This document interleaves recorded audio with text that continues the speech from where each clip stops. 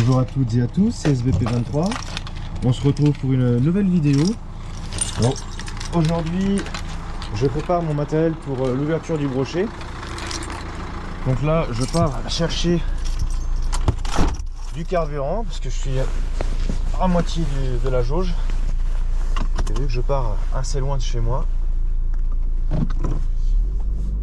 je préfère avoir le plein. Donc on se retrouve une fois que j'aurai fait le plein.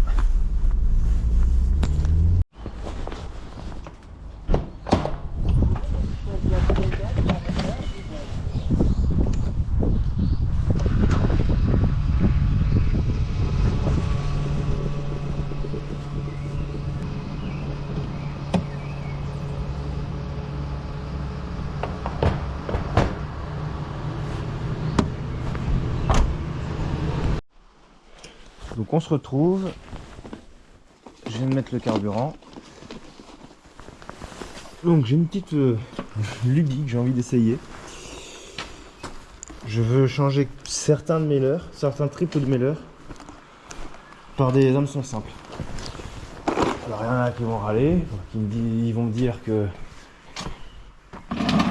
la pêche au leurre c'est avec des triples.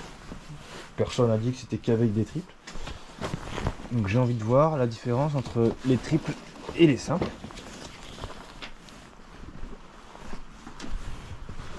Alors je vais pas changer tous mes leurres. C'est seulement quelques-uns. On enlève l'anneau brisé. Alors pour enlever les anneaux brisés, pour ceux qui ne savent pas, il faut une pince qui a un crochet comme ça. Donc c'est une pince spéciale pour justement en fait pouvoir mettre cette pointe dans l'anneau brisé pour ensuite pouvoir le retirer. Ça écarte tout et il n'y a plus qu'à enlever. Ah, ça s'est coincé dedans. Hop là. Alors on va mettre un anneau brisé plus gros parce que les hameçons sont plus gros.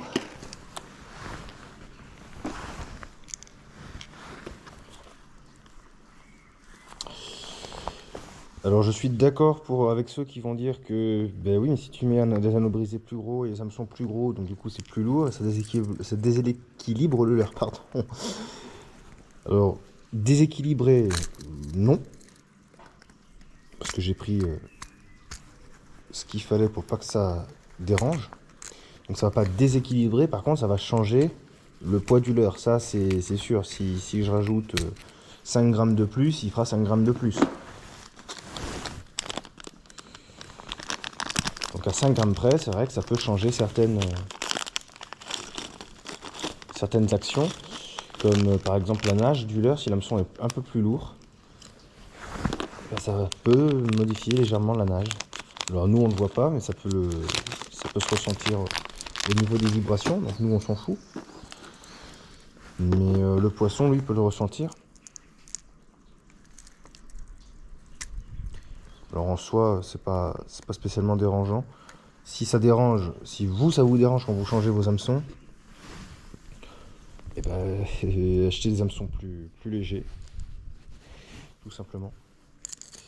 Alors là, il faut que je fasse attention parce que, tout simplement, alors je vais vous montrer, il faut que la pointe de l'hameçon tende vers le nez du leurre.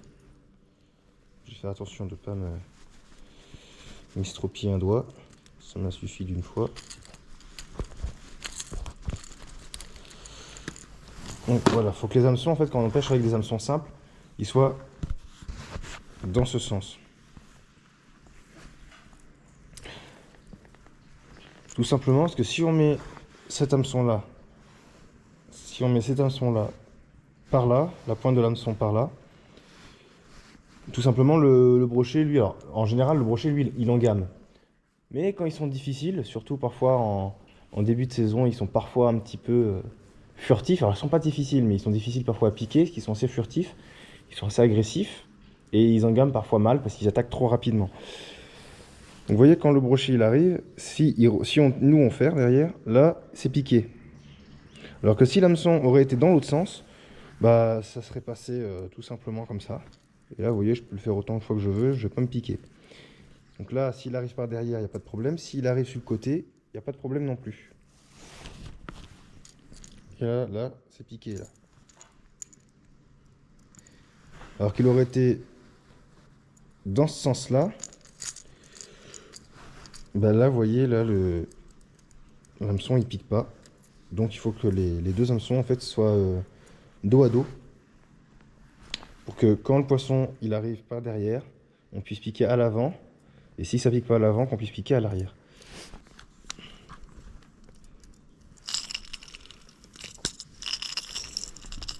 Et c'est le même procédé, hein, on défait l'hameçon ou l'anneau brisé si on veut tout enlever. On le passe entre les deux, on serre, ça écarte. On passe l'hameçon dedans, on continue avec la pince pour aller plus vite.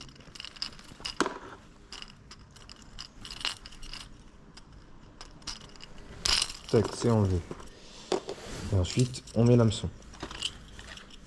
Donc je vous propose qu'on se retrouve dans quelques instants pour moi et tout de suite pour vous, pour la suite des opérations. Je ne sais pas exactement ce que je vais faire. Je continue à changer certains hameçons à certains leurres.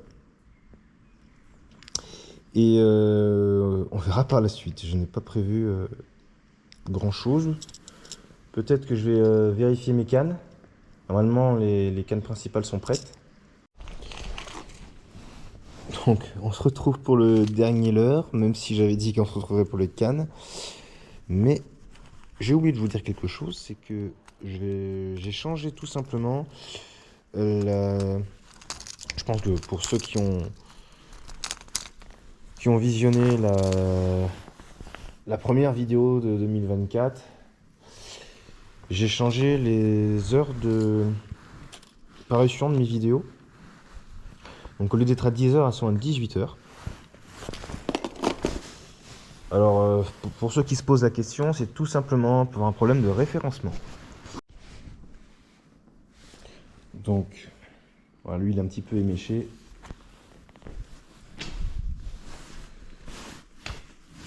Hop. Ah, c'est pratique les barres de toit aussi pour poser les cannes. Les busters que j'ai sont trop lourds pour cette canne, c'est une 10-35 et les busters font entre 75 et 90 grammes. Donc j'ai besoin de ma 14,85.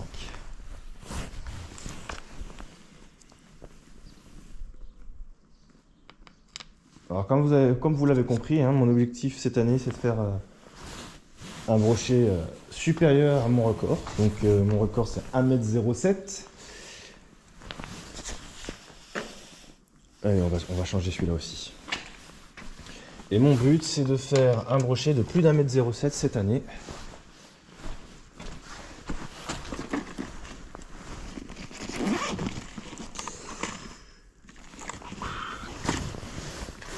« 70. Et celui-là, je le mets en 50 en général. On va changer d'abord celui-là.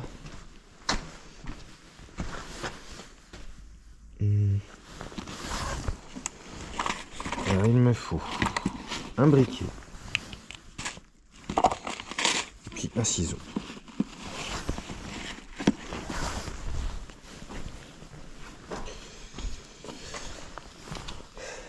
Alors moi, je ne m'embête pas. Je ne m'embête plus.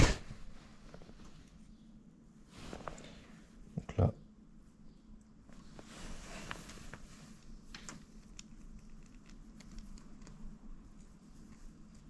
On coupe. Le ciseau ne coupe plus. Donc on va prendre celui-là.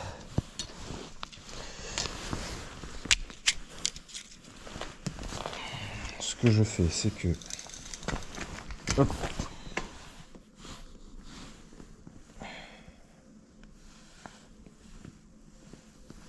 On fait une cuillère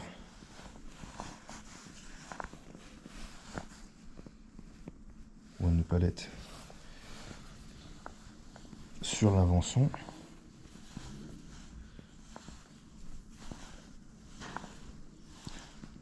Je fais une quinzaine de tours. 15 et 20. Hop.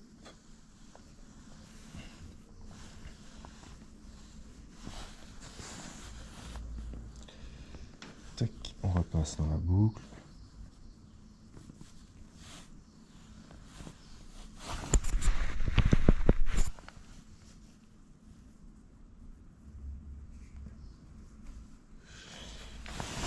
Petit coup de briquet, je fais un champignon.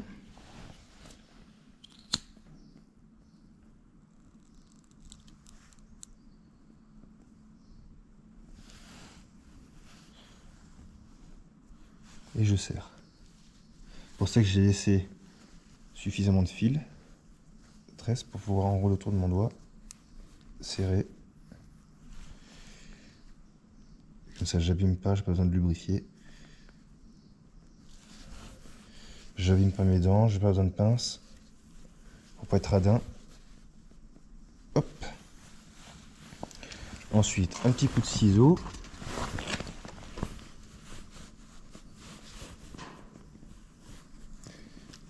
Le petit coup de ciseau pour enlever les surplus.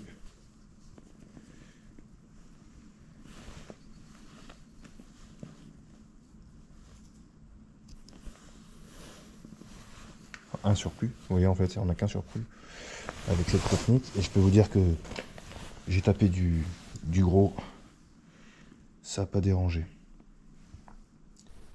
La vidéo touche à sa fin, j'espère qu'elle vous aura plu. N'hésitez pas à vous abonner, de lâcher un like et un commentaire, et à une prochaine fois.